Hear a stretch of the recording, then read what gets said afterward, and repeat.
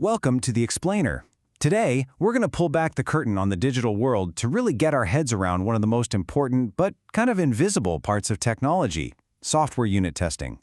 We're going to find out what separates that super smooth, reliable app from the one that's buggy and just frustrating. So here's our roadmap. We're going to start with the why, the unseen foundation of good software. Then we'll look at it through two very different lenses, see how quality is actually measured, and finally, bring it all together to understand what makes our favorite tech so reliable. Okay, so before we get into the nitty-gritty of how it's done, let's just take a second to appreciate why testing is literally the bedrock of every single piece of software you use, from your phone's operating system to that game you can't put down. I mean, we've all been there, right? An app just quits on you right in the middle of something important, or a website acts all wonky. Well, the difference between that smooth, seamless experience and a total digital headache, it almost always comes down to the quality of this unseen foundation. And that foundation is built with something called unit testing.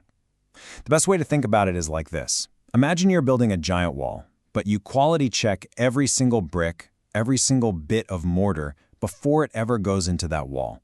The whole idea is to find tiny flaws in the smallest pieces of code way before they can cause the whole thing to come crashing down. So how in the world do developers actually check these little building blocks? Well, they look at the software through two totally distinct lenses. It's like they have to become two different people to really see the full picture. And these two people are the architect and the user. The architect, they understand the blueprints, right? They know what's going on inside the walls. That's what we call the white box view. Then you have the user.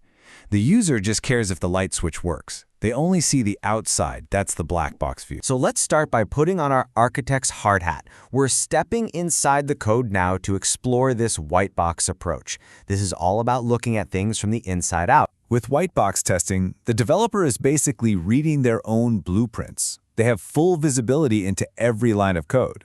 They're just making sure that every internal pathway, every little logical connection, is wired up exactly the way it was designed to be. What's so cool about this is that it uncovers problems a regular user would never, ever see.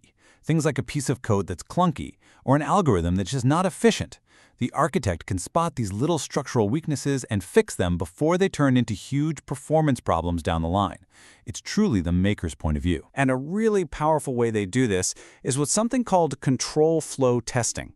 It's like they create this massive, detailed flowchart of every possible decision point in the code, and then they make sure that every single path, every if this, then that, gets tested. No stone is left unturned. All right, hard hat off, time to switch roles.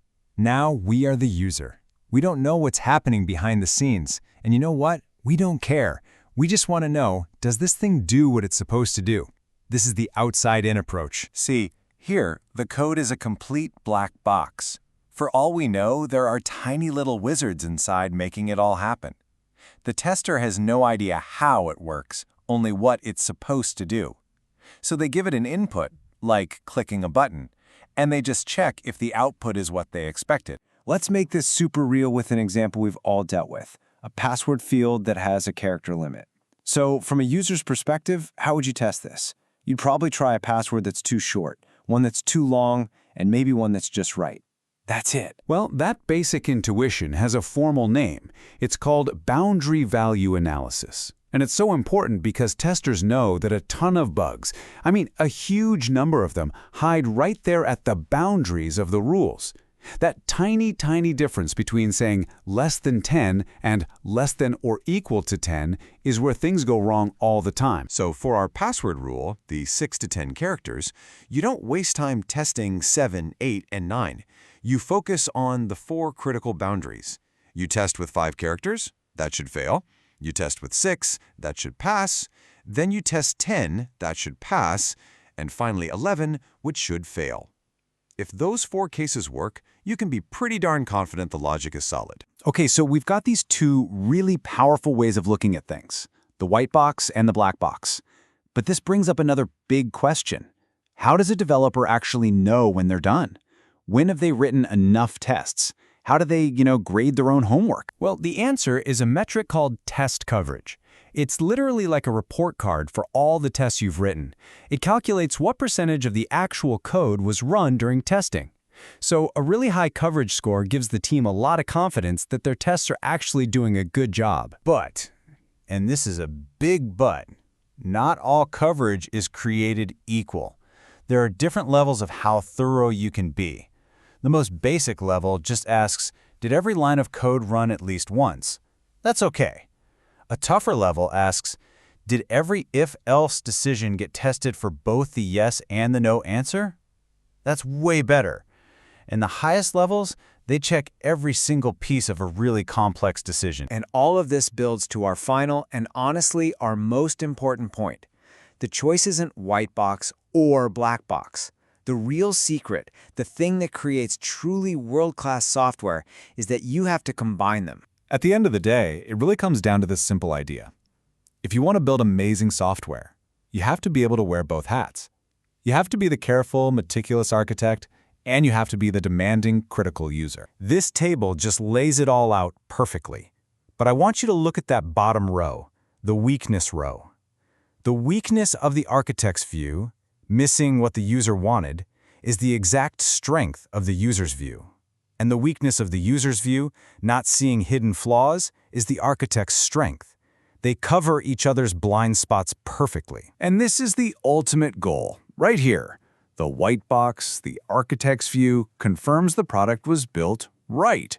It's structurally sound. But the black box, the user's view, confirms the right product was built. It actually does what people need it to do.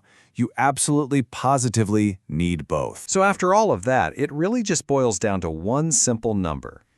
2. Two perspectives, the architect and the user. That dual vision is what it takes to achieve real quality. So I'll leave you with this question to chew on. The next time you use an app and it just works flawlessly, take a second to remember that hidden foundation. Remember the two mindsets, the careful architect and the critical user, that came together to make it possible. Thanks for joining us on The Explainer.